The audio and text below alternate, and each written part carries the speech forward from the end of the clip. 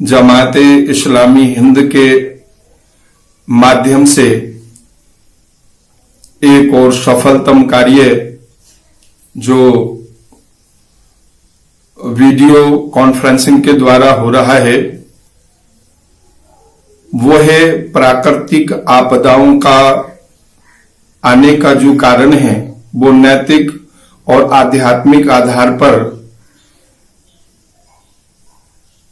मैं इस विषय में इतना कहना चाहूंगा कि जब जब भी मनुष्य पंच तत्वों के इस प्राकृतिक खेल के साथ में अतिवादिता को धारण करता है, जब जब भी उसके मन की आकांक्षाएं, उसकी अपेक्षाएं वो चारों तरफ पैर पसारने लग जाती हैं और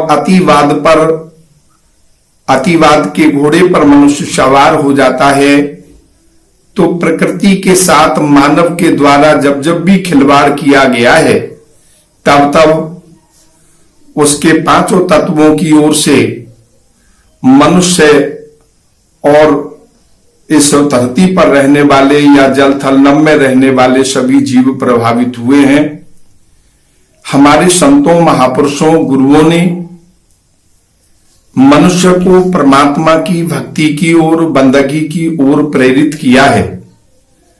संत गुरु रविदास जी महाराज बंदगी का मार्ग देते हुए परमात्मा को निवेदन करते हैं, तू जानत में कछु नहीं भवखंडन राम, सकल जीव शरणागति प्रभु पूरन काम, जो तेरी शरणागता तिन नाही भार, ऊंच नीच तुमसे तरे आलजू संसार, कह रविदास अकथ कथा बहु काहे करीजे, जैसा तू तैसा तू ही क्या उपमा दीजे।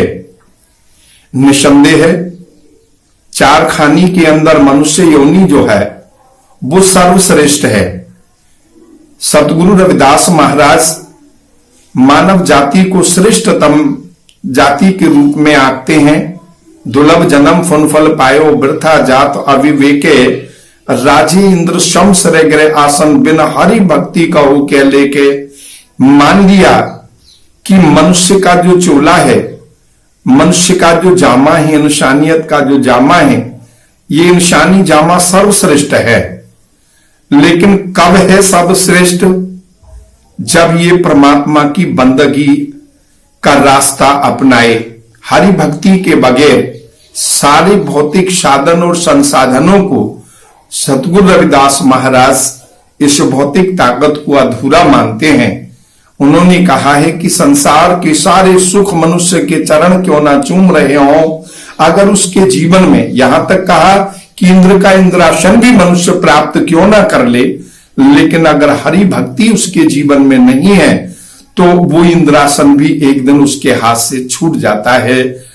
तो हमारे संत गुरुओं ने मनुष्य को परमात्मा की बंदगी की ओर इशारा किया है, उसको उस रास्ते पर चलने के लिए प्रेरित किया है।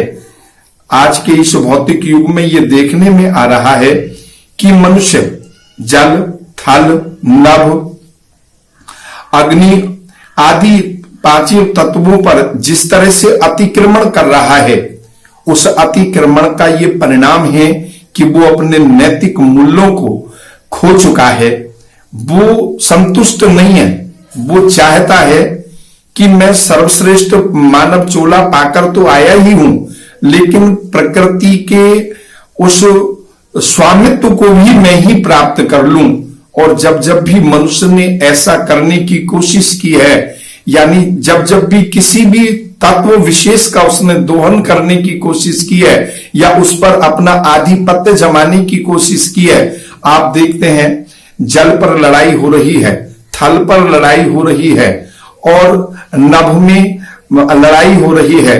चारों तरफ से मनुष्य अपना ही स्वामित्व, अपना ही प्रभाव, अपना ही अधिकार जमाने के लिए ये नैतिक मूल्यों से नीचे गिर चुका है। तो मैं महसूस करता हूं कि जब जब भी मनुष्य ने प्रकृति के पंच तत्वों के साथ में अतिवाद दिखाया है, तब तब हमारे सामने ये आपदाएं मुंह खोलकर खड़ी हो जाती हैं। चाहे वो आसमान से बिजली का गिरना हो, चाहे वो वायु तत्व में तूफानों का आना हो, चाहे वो जल तत्व में बड़े बड़े बाढ़ आ जाना हो, और चाहे वो अग्नि तत्व हो, सभी तरह से, या पृथ्वी तत्व से भूकंप का जन्म लेना हो। 6 महीने से जिस तरह हम भारत भूमि के पावन धरातल पर ये महसूस कर रहे हैं, और जमायते इस्लामी हिंद ने जो महसूस किया है महापुरुषों ने, ये बिल्कुल यथार्थ है। आज भी ईश्वर हमको, परमात्मा हमको इशारा कर रहा है कि संभलने का वक्त है। कोरोना तो एक नाम आज पूरे विश्व के अंदर वैश्विक महामारी का रूप धारण कर चुका है। कितने ही प्राणियों ने समय से पूर्व अपने प्राणों की आहुति दे दी है, और पता नहीं अभी आगे क्या होना है, परमात्मा जाने। लेकिन इतना जरूर कहना होगा कि जो सदगुरु रविदास महाराज का वचन है, दुखिया दर्द बंद दर आया, बहुत पियास जवाब ना पाया। आज पूरा विश्व दुखी है, और परमात्मा के चरणों में प्रार्थना है कि इस वैश्विक महामारी के जो औषधि है, परमात्मा अपने आशीर्वाद के रूप में वो औषधि मानव जाति के रक्षार्थ हेतु समूह से मानव वैज्ञानिक जगत के माथे पर बैठकर, स्वास्थ्य विभाग के माथे पर बैठकर परमात्मा अपना आशीर्वाद दें। लेकिन सदगुरु जी का ये मानना है कि दुखिया दर्द बंधु दर आया, बहुत प्यास जवाब न पाया, कहे रविदास शरण प्रभु तेरी, जो जानो सो करो गति मेरी।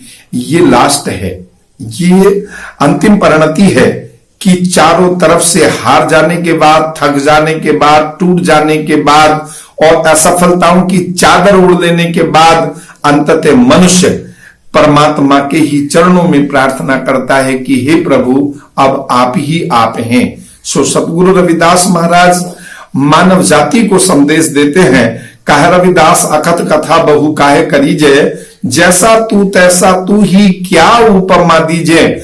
उस परमात्मा, उस परवरदिगारे आलम, उस दुनिया के बेताज बादशाह की ओर मानव के मन को अग्रसित करते हुए सतगुरु रविदास महाराज हमें प्रेरणा देते हैं कि वो सत्ता, जो परमात्मा रूपी सत्ता है, उसकी जो कथा है अकथनीय है। हमें उसकी महिमा, उसकी उपमा और उसके प्रार्थना में अपने जीवन का समय जरूर देना चाहिए। मनुष्य कितना ही भी बड़ा क्यों ना हो जाए, लेकिन वो पंच भौतिक तत्वों के बने हुए इस चूल्हे को अगर साकार करना चाहता है, इसके उद्देश्य को प्राप्त करना चाहता है, तो उसे बंदगी का रास्ता अपनाना होगा और अतिवाद से अपने पैरों को पीछे हटाना होगा। रूहानियत और आध्यात्मिक का जो रास्ता है वो हमें यही प्रेरणा देता है कि हम परमात्मा की बंदगी करें। सर्वे एक अनेक स्वामी सबघट भोगव सोई, कह रविदास हाथ पे नहरे सहजे होए सो हुई। हमें जाति धर्म और मजहब की दीवारों को तोड़कर, इससे ऊपर उठकर इंसानियत का जीवन जीते हुए परमात्मा की बंदगी में अपने मन को समर्पित करना है। संत गुरुओं के अमृत वचनों को धारण करके हम आओ इस देश और दुनिया को एक अच्छे देश और दुनिया के रूप में बनाएं, और जमायते इस्लामी हिंद का एक बार पुनः बहुत बहुत आभार जताता हूं, जिन्होंने भौतिकवाद के इस चकाचौंध में अंधे हुए इंसान को जगाने के लिए, गफलत में सोए इंसान को जगाने के लिए ये बहुत सफल कार्य किया है। बहुत बहुत धन्यवाद, बहुत बहुत साधुवाद। जय गुरुदेव, धन गुरुदेव।